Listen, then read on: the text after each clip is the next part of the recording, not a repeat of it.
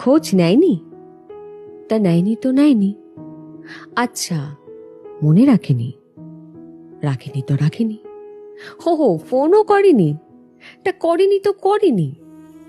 ফিরে তাকায়নি? তাকায়নি যখন তখন তাকায়নি। ভুলে গেছে? তা বেশ তো, ভুলে যখন গেছে তখন গেছে। তাই বলে কি নিজেকে বিষণ্ণতার সমুদ্রে ডুবিয়ে রাখতে হবে? নাকি হাসতে ভুলে যেতে হবে? নাকি আত্মসম্মানকে বিসর্জন দিয়ে তার কাছে মিনতি করতে হবে?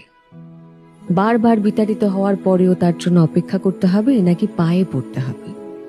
নাকি নিজের ভালো থাকাটাকে এতটা সস্তা বানিয়ে ফেলতে হবে যেটা অন্যের উপর নির্ভর করে?